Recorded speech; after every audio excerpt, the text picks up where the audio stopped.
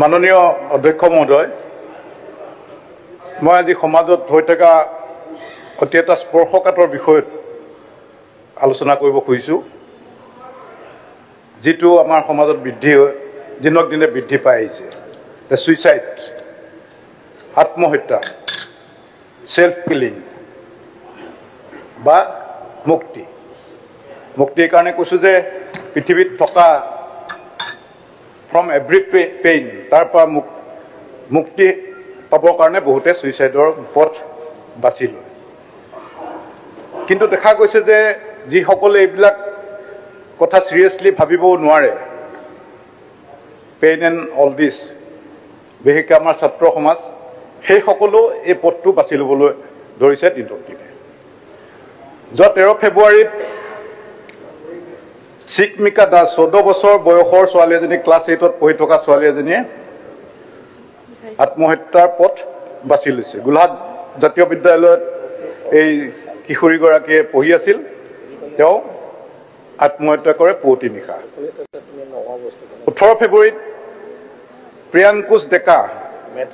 প্ৰিয়ংকুশ ডেকা matric পৰীক্ষাৰ candidate এজনে Silpukhuri housing কলনীত তেওঁ আত্মহত্যাৰ পথ বাছি লৈছে।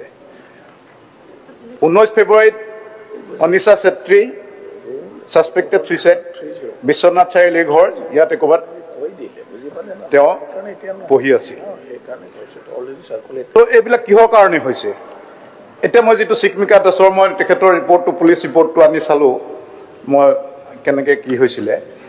তেওঁক ৰাতিপুৱা পৰীক্ষা চলি আছিল, ডাঙৰ পৰীক্ষাও নহয়, ক্লাছ 8ৰ পৰীক্ষা। ৰাতিপুৱা 3টা বজাত মাকে উঠাই দিলে, পঢ়িব লাগে। তো 3টা বজাত পঢ়িবলৈ বহাই দি মাকে চাহ বনাবলৈ গ'ল যে মই চাহ আনোগৈ। ঘূৰি আহি দেখিছে যে ৰুমৰ দুৱাৰ বন্ধ।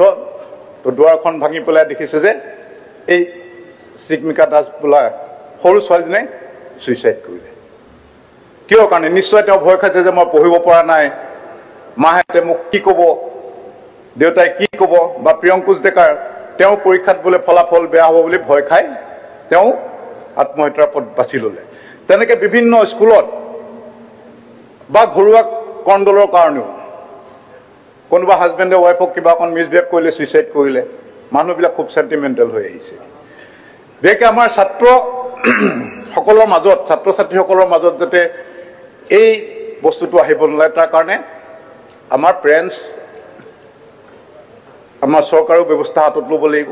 কাৰণ আজিকালি আমাৰ গাৰ্জেনবিলাক দিনক দিনে এনেকুৱা হৈ আহিছে, আমি ভাত সোনকালে হ'বৰ কাৰণে যেনেকৈ প্ৰেছাৰ কুকাৰ দি দিওঁ, তেনেকৈ ছাত্ৰ ছাত্ৰীক, নিজৰ সন্তানসকলক এটা প্ৰেছাৰ কুকাৰ সোমোৱাই দিয়ে যে তই বেগেতে সিজিবই লি, চোকা হ'বই লি। মাজে মাজেতো মোৰ এনেকুৱা ধাৰণা হয়, যদি সম্ভৱ হ'লহেঁতেন, যদি পাৰিলেহেঁতেন, কিছুমান গাৰ্জেনে মই লগ পাইছোঁ, যদি সম্ভৱ হ'লহেঁতেন নিজৰ 10-12 বছৰীয়া ল'ৰা ছোৱালীটোক হাতুৰি বটালি মাৰি যিমান কিতাপৰ জ্ঞান আছে চব হেঁচি ঠেলি সোমোৱাই লগ কৰি দিলেহেঁতেন, যা ইঞ্জিনিয়াৰ হওঁগে, ডক্টৰ হওঁগে। কিন্তু আমাৰ সমাজখনে আমি পাহৰি যাওঁ যে ফৰ্মেল এডুকেশ্যন নোহোৱাকৈও এই পৃথিৱীত, ভাৰতত বহু ডাঙৰ বিখ্যাত মানুহ হৈছে, বহু ডাঙৰ ডাঙৰ ইনভেণ্ট কৰিছে, চাইণ্টিষ্ট হৈছে। আমাৰ ভাৰতৰ শ্ৰীনিবাস ৰামানুজন, সেইটো মেথমেটিক্সৰ অংকৰ পণ্ডিত, কিন্তু তেওঁ কোনো ফৰ্মেল এডুকেশ্যন নাই।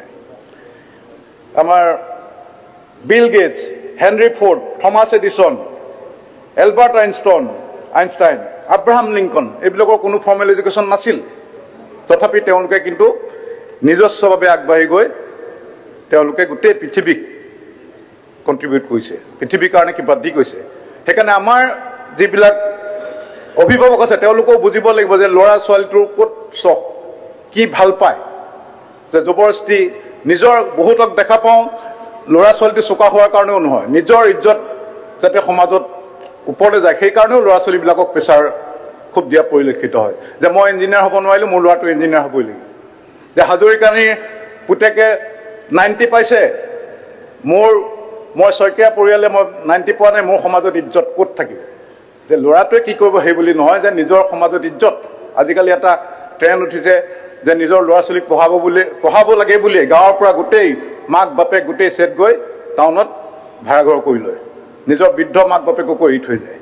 যেতিয়া অকল পঢ়াম বুলি টাউনত যায়, চব কাম বাদ দি সেই ল'ৰা ছোৱালীকেইটাক কিমান প্ৰেছাৰত ৰাখিব পাৰে আৰু কাউন্সিলৰ মই মাননীয় মন্ত্ৰী মহোদয়ক বা আমাৰ এডুকেশ্যন মিনিষ্টাৰক মই ৰিকুৱেষ্ট কৰিম যে প্ৰত্যেক স্কুলবিলাকত যাতে এজন কাউন্সিলৰ এপইণ্ট কৰা হয় সাইকোলজিকেল কাউন্সিলৰটো আমাৰ দেশত খুব ধৰণে সম্প্ৰচাৰ হোৱা নাই কিন্তু বাহিৰৰ দেশত অকণমান টেনশ্যন হ'লে কিবা হ'লে কাউন্সিলিঙৰ কাৰণে যায় কিন্তু আমাৰ ইয়াত এই পাগল বুলি কৈ দিব পাৰে যে এই পাগল হ'ল কাউন্সিলিঙৰ কাৰণে কৈছে সেইকাৰণে নহয় কিন্তু এই কাউন্সিলিংটো স্কুলত মই যেনেকৈ ক'লোঁ এই চিকমিকা দাস নামৰ ছোৱালীজনী তেনেকুৱা এটা যদি কোঠা থাকিলেহেঁতেন য'ত এজন ডক্টৰ বহি থাকে যি কাউন্সিলিং কৰে তাই যদি গ'লে যে মোৰ ইমান প্ৰেছাৰ ঘৰত পৰীক্ষা বেয়া হ'ব পাৰে তো এইবিলাক ঘটনাৰ পৰা ৰেহাই হ'ব নহ'লে আমাৰ দেশখন আমাৰ ৰাজ্যখন এটা আমি লজ্জা ফিল কৰিম আজি ফিনলেণ্ড যেনেকৈ happiest country in the world তো অসমখন যে অতি দুখৰ এখন ৰাজ্য য'ত মানুহে ল'ৰা ছোৱালীয়ে ইয়াত আত্মহনন কৰে সেইকাৰণে সেই প্ৰথম কথা হ'ল যে